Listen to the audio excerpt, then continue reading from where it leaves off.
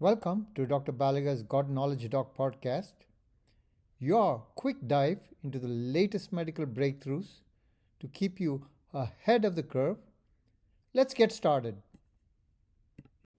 Today is 7th October 2025. This video is on two articles in Nature Metabolism published today online. The first is an open access research study titled Effect of Sweeteners and Sweetness Enhancers on Weight Management and Gut Microbiota Composition in Individuals with Overweight or Obesity, the SWEET study. Second article is a News and Views article in the same journal published today, which is an overview for someone who doesn't want to read the original article. Sweeteners and sweetness enhancers are widely used to reduce sugar intake. Their long-term effects on weight and gut microbiota remain controversial. This is a multicenter randomized controlled trial with 341 adults and 38 children with obesity or overweight from Europe. Protocol 2-month low-energy weight loss diet, and then a greater than 10-month healthy ad libitum diet with less than 10% sugar. The intervention, sweeteners and sweetness enhancers were consumed in one group. They only consumed sweeteners and sweet enhancers containing foods and drinks, and the control group avoided these sweeteners. Both followed low sugar diets.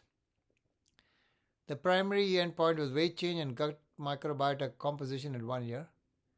And the secondary endpoints were cardiometabolic factors and adverse events. What did they find? In the weight loss group,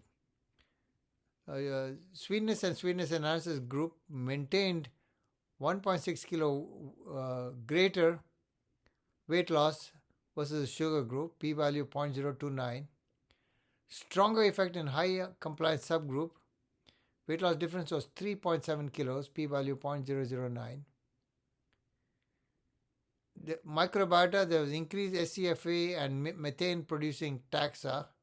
Example, Megasphaeria, Methanolobus in the sweetener and the sweetener enhancer group, p-value less than 0.05. No harm, no adverse effects on cardiometabolic markers. Mild GI symptoms, example gas and cramps in the sweeteners and sweetener enhancer group. In children, both groups showed reduced BMI for age. These caused no significant group differences. Takeaway from the study: long-term sweeteners and sweet enhancers used in low sugar diet is safe and supports weight loss maintenance and with beneficial microbiota shifts. The News and Views summary summarized this article. They emphasized that the greater improvement in BMI and lipid markers at 6 months with the sweeteners, though the differences attenuated by 12 months, no harm was detected. Real-world strength: use diverse culturally relevant diets across Europe with foods and drinks, not just beverages, enhancing external validity.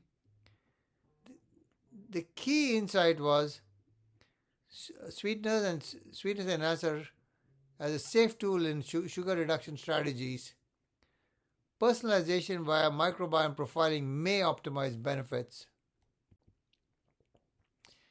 Some of the key sweeteners are eponyms related to sweeteners are one for saccharin, discovered in 1879 by Konstantin Fahlberg and Ira Remsen at Johns Hopkins while working with coal tar derivatives, named from Latin saccharum or sugar. Aspartame was discovered in 1965, discovered by James M. Schlatter at GD Searle during anti-ulcer drug research, 200x sweeter than sucrose, important for phenylketonuria patients.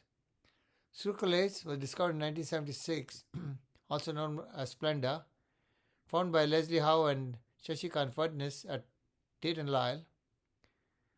Fadnis misheard test the chlorinated sugar to tasting, and when he tasted it, he found it was sweet. It was non-metabolized and a zero-calorie sweetener.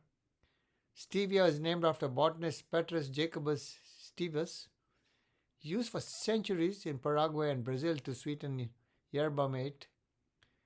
Acyl sulfame K, 1967, discovered by Karl Klaus at Hext. Stable, calorie-free sweetener, often combined with others. This table is a list of sweeteners and their brand names. Saccharin is popularly known as sweet and low. Aspartame, popularly known as equal. Sucralose is Splenda. Erythritol is Truvia. These are some of the ones I recognize. Feel free to hit pause and go through this table at your leisure. If you enjoyed this episode, share it with your colleagues. When we change how we see disease, we change how we shape lives. Until next time, stay curious, stay compassionate, and keep seeking wisdom. Podcast brought to you by Master MedFacts at mastermedfacts.com.